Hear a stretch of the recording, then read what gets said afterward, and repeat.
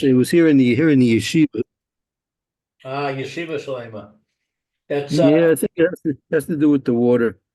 Baruch Hashem, we're getting rain, and with that, comes some problems. So I will also deal with January, it. Rabbi Furst, Parsha Hashavua Vayeira. Yeah, that's right. Good morning again. This is Rabbi Shlomo Furst here, Yeshiva Tzalman.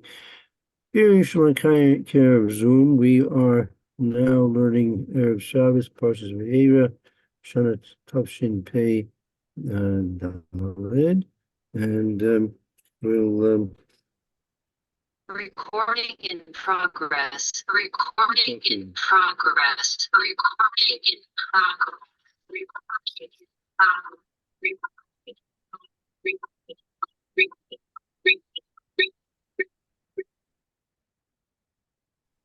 Hello? okay. Hello. Did you believe that? What was that? That was it just kept saying recording in progress over and over again? Yeah, that's called an infinite loop leak. When you sign into Oh, feedback. infinite loop leak, and so when you sign into two Zoom accounts at the same time, so they kind of bounce off the surface of the moon back at each other and come back at you again and again.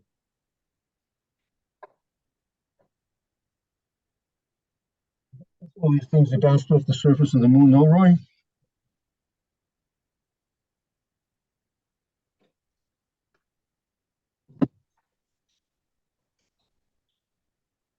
I tell you, if you're interested, someone sent me an extremely interesting and provocative video of a lecture that was given in Rosh Hashanah this past week. And if you're interested, I can send you the link and you can watch it. Very, very provocative, what stimulating speech Yeah. given by a person that has, I don't know, have to integrate a lot of what, not necessarily what he's saying. What he's saying is not extremely um, unique, but what he's doing, as you see the video, you'll get a picture of what's going on with him. Anyway, if you're interested, I'll send it on to you. Please do. So, yeah, sooner or later.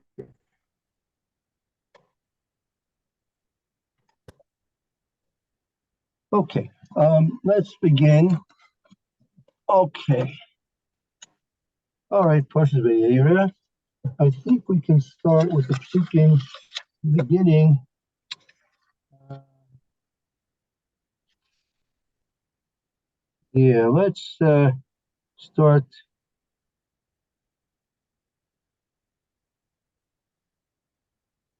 Start with toward the beginning of the Parsha, Perek Vav. Um,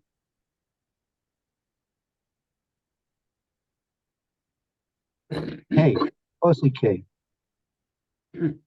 Sorry. Vav, But what? actually, Dal. Let's start better with Dal. You know what? Start from the beginning of the Parsha. We'll get a running start.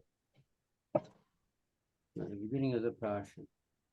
Was it two? Yes, Pasuk 2. This, by the way, you see that the from here, you many times you see clearly the interference that they tried to make with all these chapter numbers and verse numbers. These are not from us. We didn't make these things up. These were put in by the Mumrim, the heretics and such. Usually, I'm not sure the exact history, but they did it for their own purposes. Because you can see it doesn't make very much sense to start a parsha with pasuk with the second verse in the chapter. Right? It seems very strange, right? Right. So Maybe they just applied logic.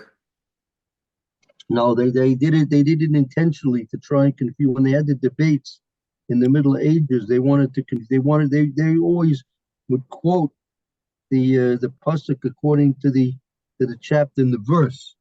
right? So it would sometimes it was designed to throw off the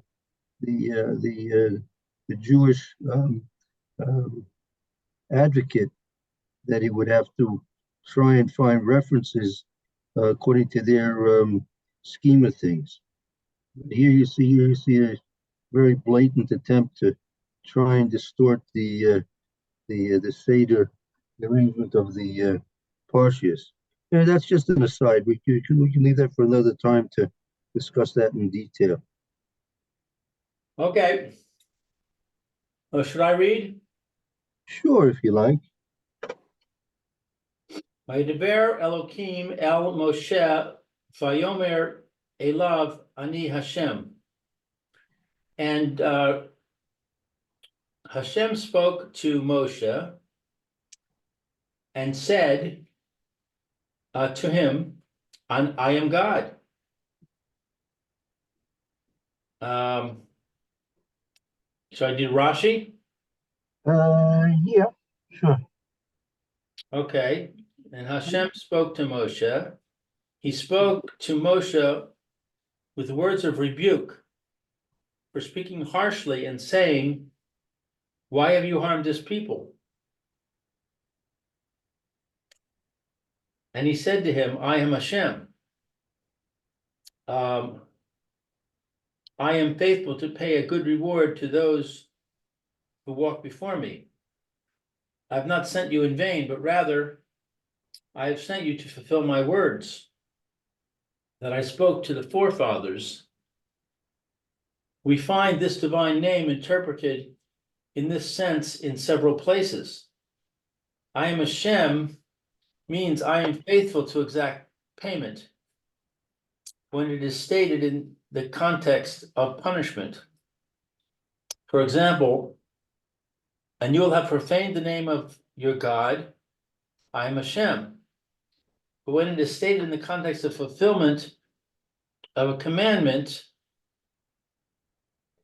for example, and you will keep my commandments and perform them, I am Hashem, it means I am faithful to give reward.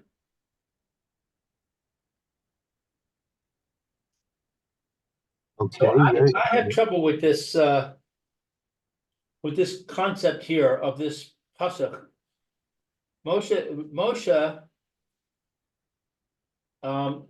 in last week's Parsha, Moshe says, why have you harmed the people? Why have you sent me? Right.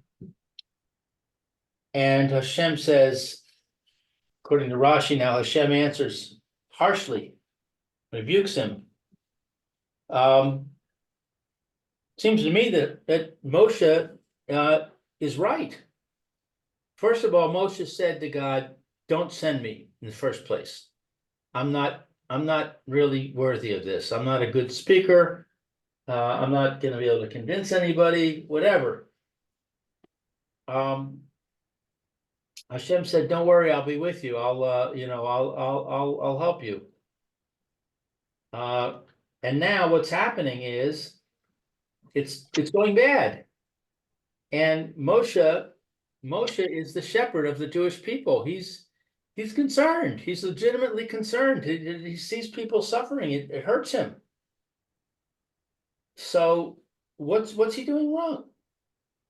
Right. So the question is, perhaps it's the approach that Moshe Rabbeinu took, his attitude in questioning the hashgacha that's taking place here. So you're right. In theory, he's not doing it for his own benefit. He's doing it for the benefit of the people and his concern over the suffering of the people. So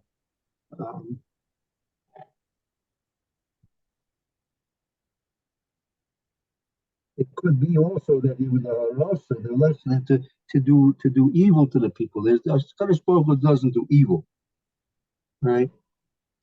Right, but it doesn't say evil. It says he harmed them. Well, yeah, I mean, that's Harayosa, right? Actually, That's how they translate in English. Hariosa. Rabbi, when you turn your head, I can't hear you. There's Hariosa. If you look at the Hebrew original, Hariosa. It's a little, the harm is not exactly an accurate translation. Hariosa is like harm with perhaps the intent to do evil. Hariosa. It's not simply harm would be just nezik, to damage the people. They didn't say that, meaning if you said that people are getting damaged, well, Hashem knows that people are getting damaged. Hashem sees everything, right? That's nothing new. Hashem Right. sees what's going on. Hashem sees what's going on, right? So it's not exactly harm. It's a little bit more stilted than just simply being a harm. It's more, as it says, harayosi, to do evil to them. So that possibly would be the point here. I see.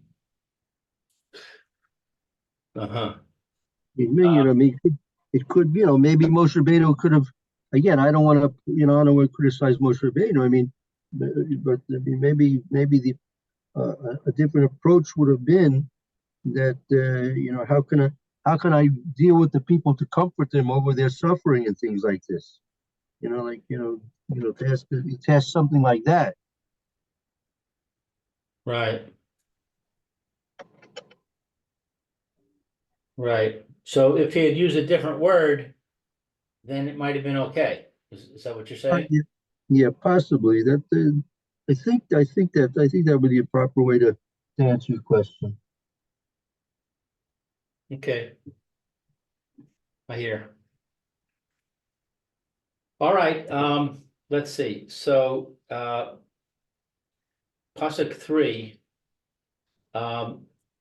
Vayeira el Avraham el Yitzchak ve'el Yaakov bakel shakai ushmi Hashem lo nodati lahem.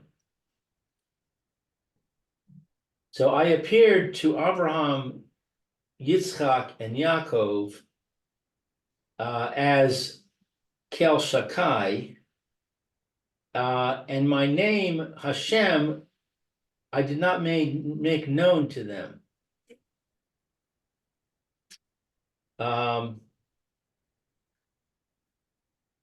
Okay, and let's see, I have notes here that say that Kel Shakai means the all-provider, the all-powerful provider.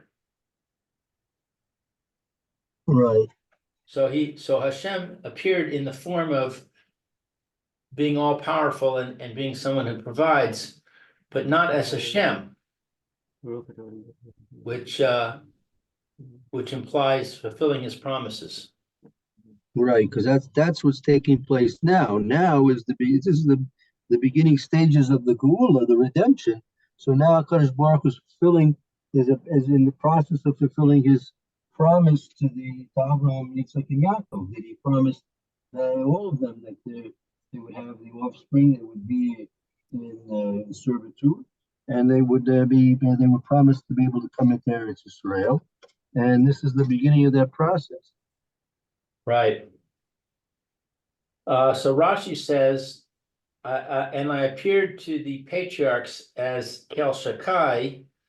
This name of God implies I made promises to them, and in all of them I said to them, I am Kel Shakai.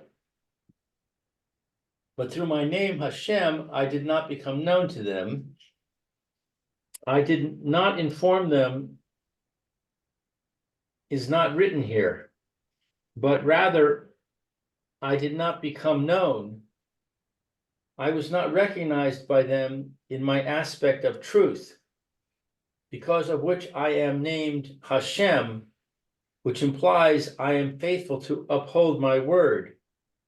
For I promised them, but I have not yet fulfilled my promise. Okay.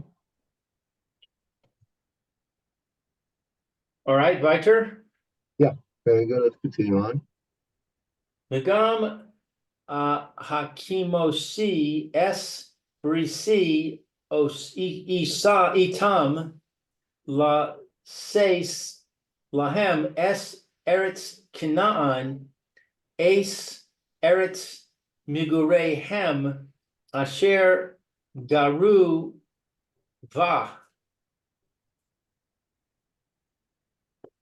So, and also I established my covenant with them to give them the land of Canaan, the land of their sojourning,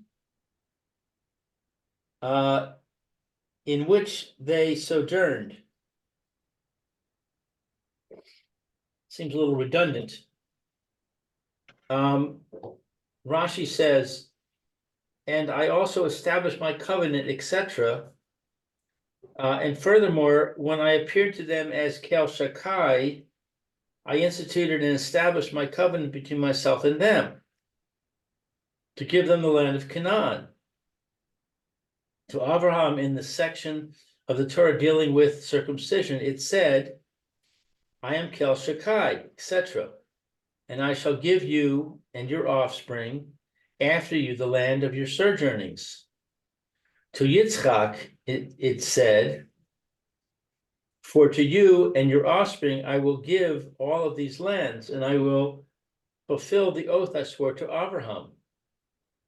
And that oath referred to in this statement, which I swore to Abraham. Good. Okay. I said with the name Kel Shakai to Yaakov, it is said, I am Kel Shakai, be fruitful and multiply, etc. And the land that I have given to Abraham and to Yitzchak I will give to you. Here we have it that I swore to them, but I have not yet fulfilled my promise. Right. Very good. Oh, it doesn't address the redundancy. No. No.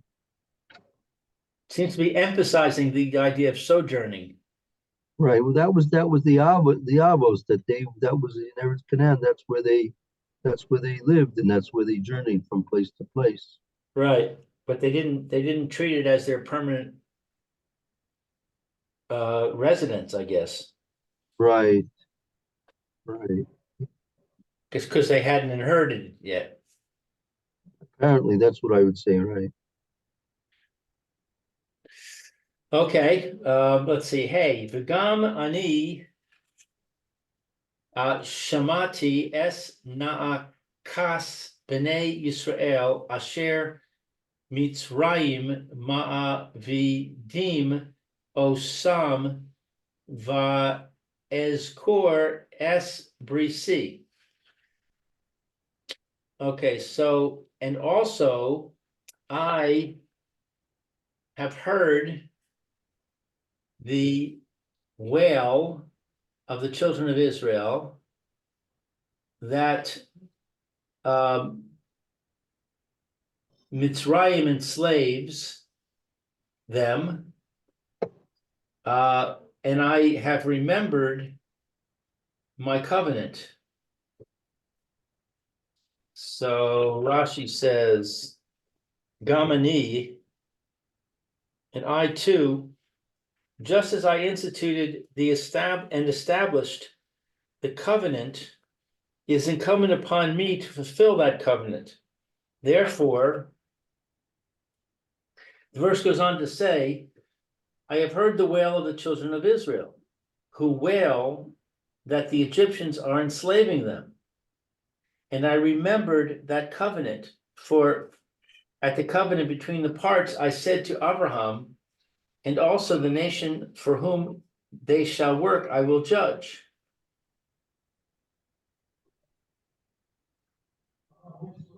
Okay. Okay, Vav. Lechein emor lifnei Yisrael, ani Hashem v'hotzesi eschem mi tachas siv los Mitzrayim v'hitzalti eschem me avodasam v'gaalti eschem biz roa netuya uvishfatim gedolim. So that means, therefore, say to the children of Israel, I am Hashem. I shall take you out from under the burdens of Egypt.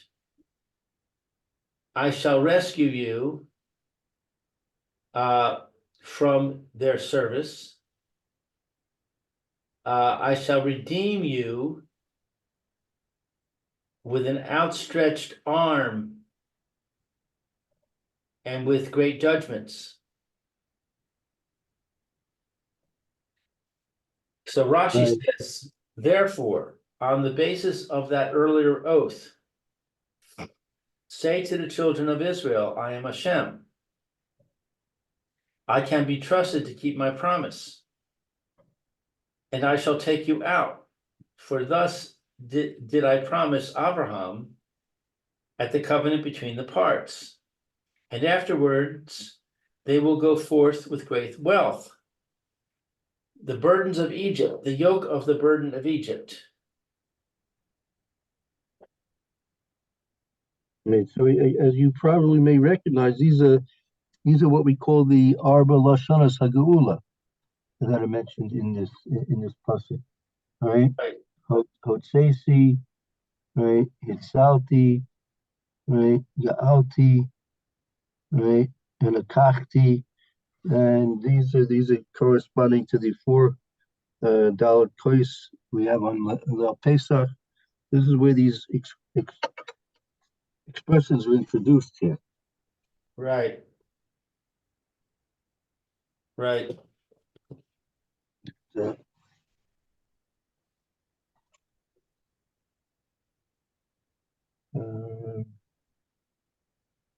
We mentioned, I think, once before, there's a Rashi at the end of Parshas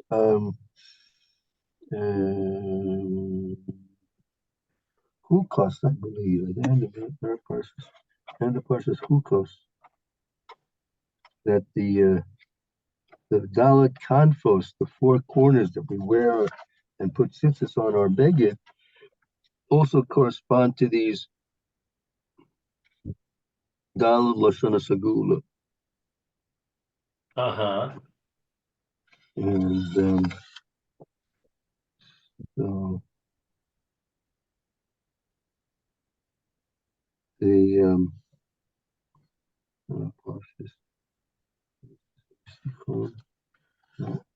and the push. No, but, sorry, it's not the Parsha Shalach. The Parsha for 1 second.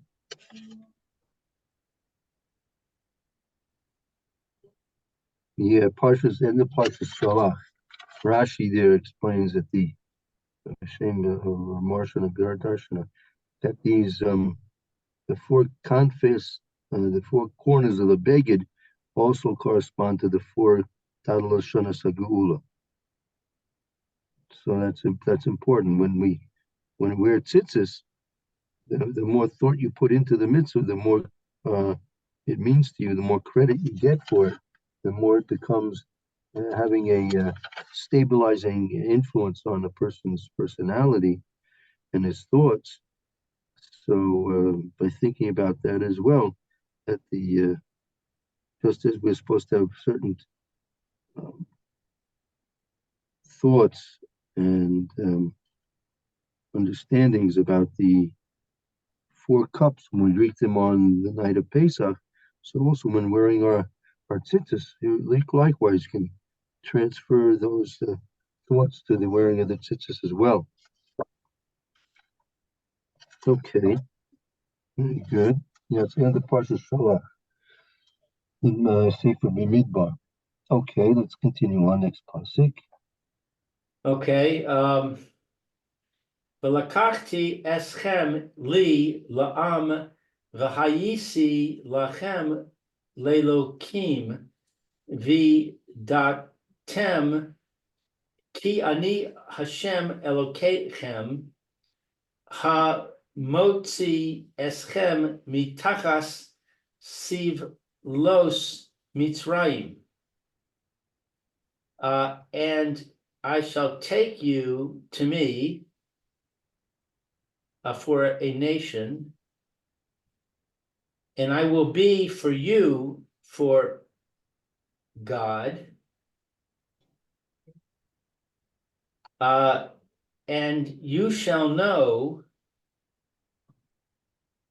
that I am the Lord your God,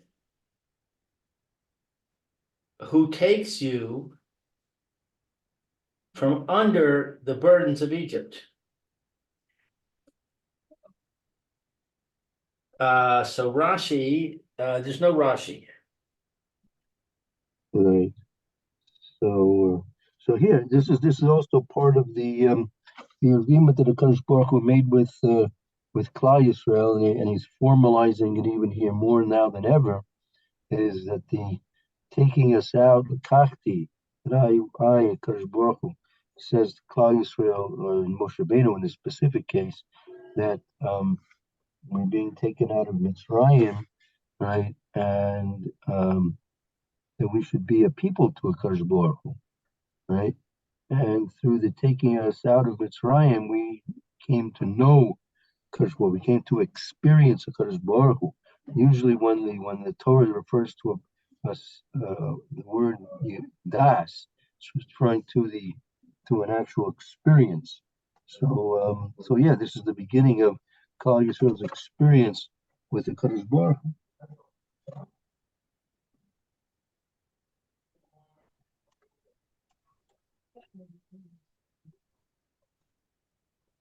Okay, continue on. V'hevesi eschem el haaretz asher nasatsi es yadi laseis osa la'Avraham liYitzchak u'liYaakov v'nasati osa lachem morasha ani Hashem. And I will bring you to the land that I have raised my hand to give to you, to Abraham, to Yitzchak, and to Yaakov, and I will give it to you a inheritance. I am Hashem.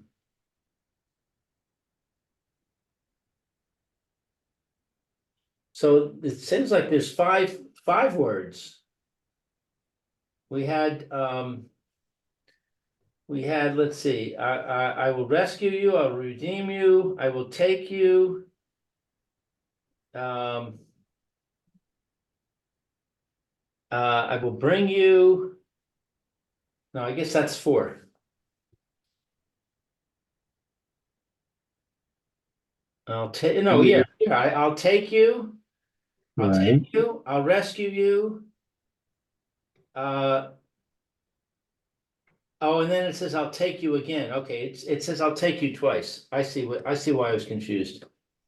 Well, that's what Havesi, the Havesis. In fact, there are those some that count five lashonas, 5 expressions, and some count the kois on Leil Seder that we keep out for Elio Navi as the fifth corresponding kois. Right, I've heard that. Yeah. Yeah, that's what the word Havesi. the beginning of that pasuk. Right. Right. Okay, so let's see, 8. I have raised my hand. I have raised it to swear by my throne.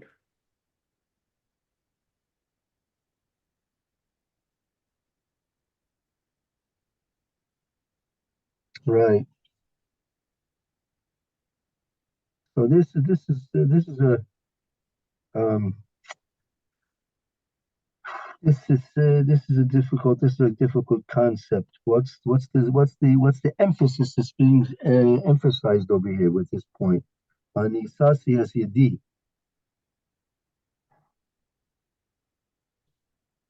Right. Uh,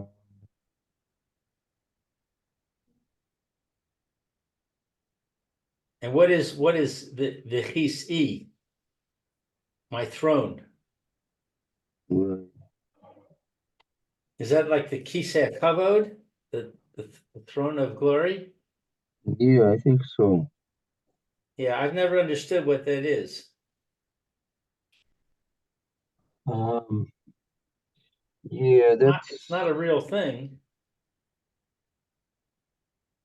yeah. Again, these are references to to corresponding spiritual um, realms. So it's hard to really speak about it. I'm not prepared to understand it at this point.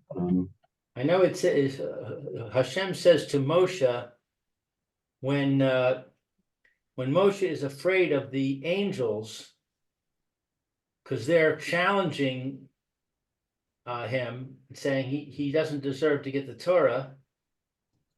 Hashem says, "Grab onto my throne," which seems to imply that it's actually a physical throne. Right, And then also we have the with the tzitzit. It says that the color techeles is the same color as the color of the throne, right, which also implies it's a physical thing. right. But yet So it can't be a physical thing because Hashem doesn't have any physical things. Hashem doesn't sit on a physical throne. correct. Um, yeah, it's hard to need to start speaking about the subject. Needs a lot of preparation. Uh, Yeah. sometimes it's better to avoid speaking about something if you don't know it fully, at least minimally well. But Rabbi, then we can't speak about anything in the Torah. Well, no, I mean there are certain things which you can have a basic understanding of. Uh, I Right. think but certain things take time and initiation. There was someone was overhearing a conversation somebody was having with somebody who's interested in learning Kabbalah. Interested in learning Kabbalah. So, this person was trying to explain to them that Kabbalah it's an advanced subject. So I kind of butted into the conversation and said, I've been learning in yeshiva for more than 40 years and I haven't started learning Kabbalah yet. So again, man, some things are meant to, they're abstract by nature. So Right. takes takes time to get an inkling of what's going on there. I know Okay. we're learning Nefesh HaChaim. I would consider that to be at least partially Kabbalah. And I have absolutely no idea what it's talking about. No, yeah, definitely. Nefesh Shakaim is introduced. It's dealing with many uh, aspects of Kabbalah, and that's basically just the concepts, not really going into the actual learning of it. That so yeah, sometimes it pays to keep your feet on the ground till you're ready to fly, or at least stay in the nest before you're ready to fly. Right, Right? otherwise you fall on your face. Ah, it's true. It's true. It's good. Should not try and understand things more than you're able to have an appreciation for. Right. So yeah, right. All right, so what can I tell my wife on Shabbos tonight at the table about all we Oh, just read? I really wanted to get to the next part. The point I really wanted to get to the next pasuk, right? So so so in spite of this tremendous introduction to Kadosh Baruch Hu, we'll have to stop in a minute. I don't want to go over time. We're already over a few minutes. But in spite of this tremendous introduction that Kadosh Baruch Hu is giving to Moshe Rabbeinu, and as you say, that there's some type of criticism here of Moshe Rabbeinu as well. One more pasuk. Let's just do one more pasuk here. Test. So Moshe spoke accordingly to the children of Israel, but they did not listen to Moshe because of shortness of wind and hard work. That one? Yeah, that's right. Okay, so that makes perfect sense to me. Mhm. You're under a stress. They're under a lot of stress. How can they listen to what he's saying?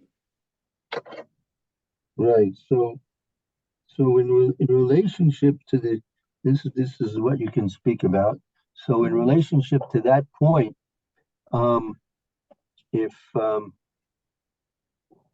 if you look in the Meforshim on what does it mean um, uh, because of Kotze Ruach. So Rashi says, look at the Russian. Rashi says, what's the Kotze Ruach?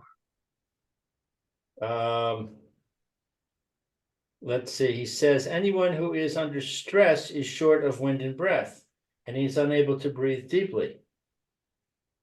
I heard something close to this interpretation regarding this portion of the Torah from Reb Baruch, the son of Reb Eliezer. He brought me a proof from this verse. This time I will let them know my hand and my might, and they will know that my name is Hashem. This verse has taught us that when the Holy One, blessed is He, confirms His words, even for purposes of punishment, He makes it known that His name is Hashem. All the more so does He make His name Hashem known in confirming the good.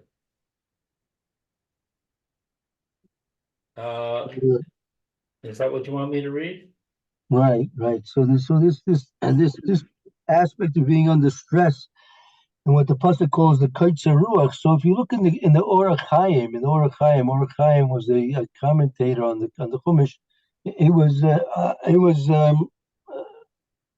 from Morocco, lived approximately 330 years or 340 years ago, born approximately 1700.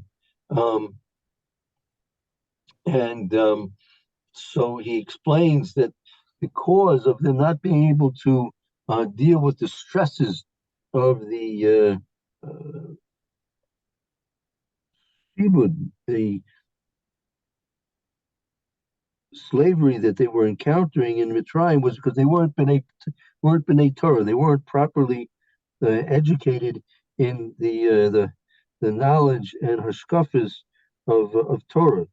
That the Torah, if a person has the proper Torah education, the proper Torah outlook, so he's able to weather through various different stresses of life. Whereas a person doesn't have that benefit of the Torah, and this is what I wanted to get to, and this is what you could maybe emphasize also tonight if you want to discuss something specific. That that the Kotzer Ruach, the difficulty in dealing with the stresses of what they were experiencing is because they lacked the proper Torah education, the proper Torah perspective on life, which the Torah gives a proper perspective, especially on the various things a person has to experience in life, and basically understanding them to be corrective factors to help us, number one, change our ways, and also to give us a kapara, cleansing from what some things we might have done wrong in the past. So therefore, the difficulties of life that come upon us are not able to be properly understood and accepted unless a person has the proper Torah perspective. And lacking the Torah proper perspective, a person gets the misconception that bad things are happening to them. And as the Chafetz Chaim writes, nothing's bad. Sometimes it's bitter, might be bitter, but it's never bad, because anything that Hashem does is essentially good. We may not enjoy the bitter flavor of it, but sometimes it's a little bit more bitter than we would prefer. But since it's coming from Hashem, we should know in essence that it's going to be eventually at all times for our benefit. But that's basically the point that's mentioned over here. So okay, I guess we'll have to stop here. Run out of time. Sorry for starting late this morning, and we'll continue next week, Mitzvah Hashem. Thank you, all. Rabbi. No problem. Shabbos. I forgive you with a whole heart. Okay, very good. Good Shabbos, Rabbi Furst. See you next You week. will. Amazing. Good night, Shabbos. All right, Shalom. take See care. you. Shalom. See Bye. you. See you, Roy. Have a good day. You too.